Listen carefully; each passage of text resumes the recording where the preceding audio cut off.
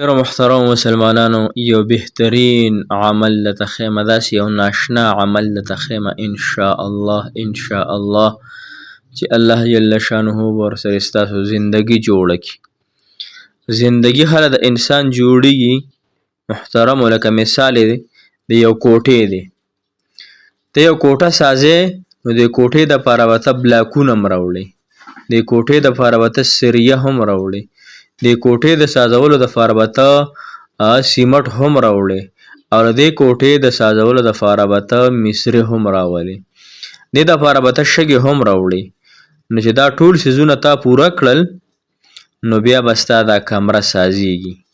او مصری هم چې د کارګردګۍ والا مصری چې بهترین مصری تجربه کار هم وي، کار هم زر کوي، ځکه چې کو کار زر نه کوي نو بیا په هنګ باندې پیسې ډېرې راځي.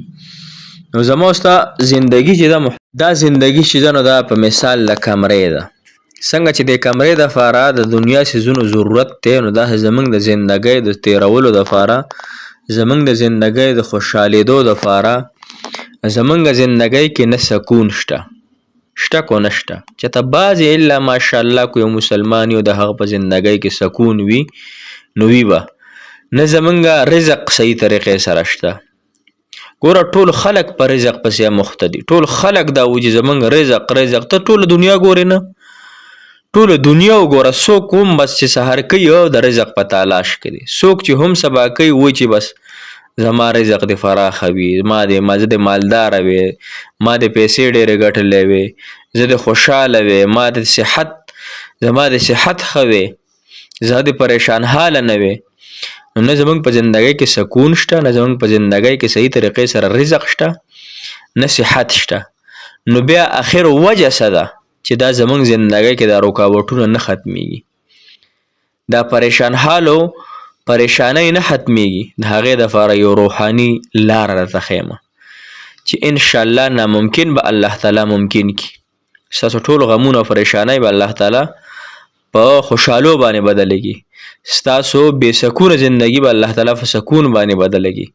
ستاسو بې رزق زندگی به الله تعالی په بهترین رزق سره بدله کړي.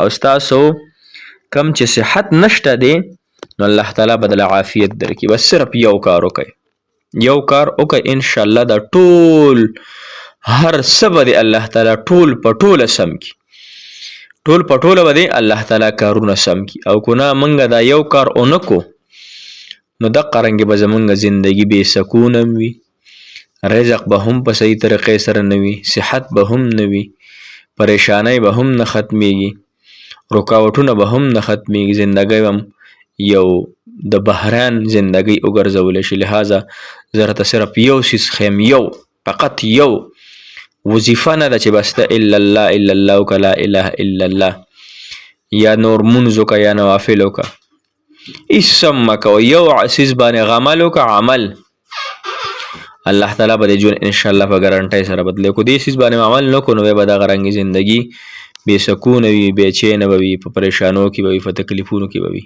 نو راځئ دغه یو څیز را سره واورئ، ډېر بهترین عمل دی.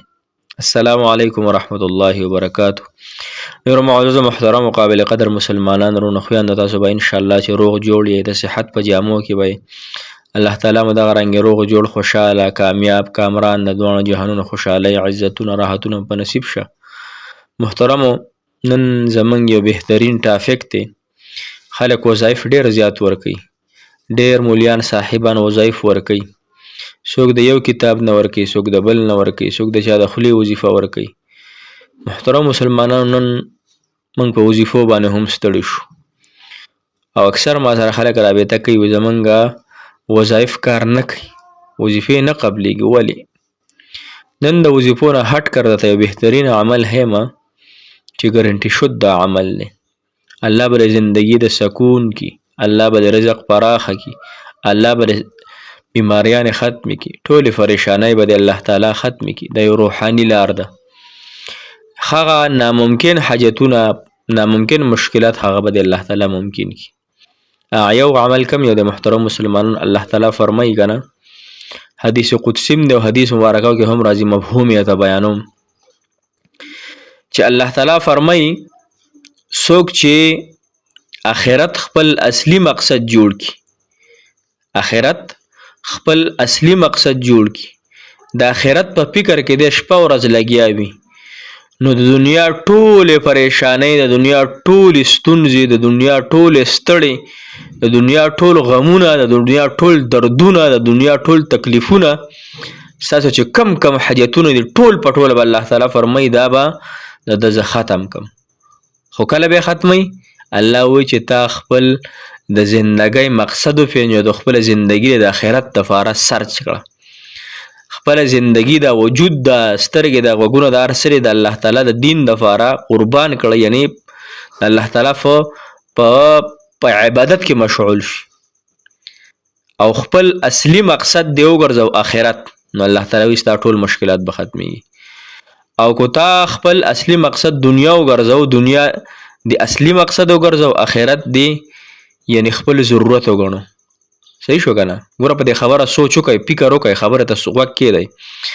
د دنیا زندگی دی خپل مقصد وګرځو. مقصد پیژنې کنه، بس دنیا ګټم او بس سمې ګټم، یا د دنیا په لهو لعب او د دنیا په ګناهونو کې او د دنیا په لذتونو کې، په خواهشاتو او په مزو کې مختی، خپل آخرت د نه ير دی.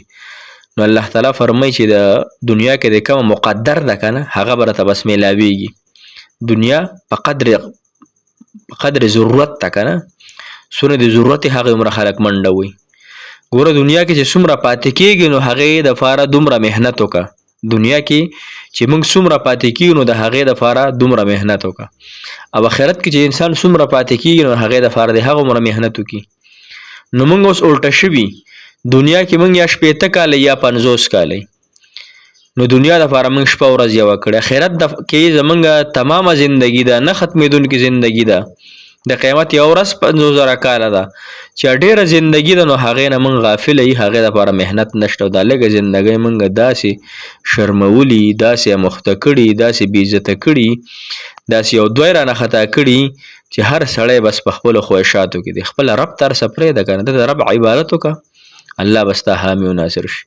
بس دکه یو عمل وکړه، ګناهونه ټول پرېږده او خپل رب ته صحیح متوجه شه. وظیفې مه کوه، 5 وخته مونځ کوه، غیبت مه کوه، دروغ مه وایه، ګناه مه کوه، په سنتو طریقو باندې زندګي روانه کړه.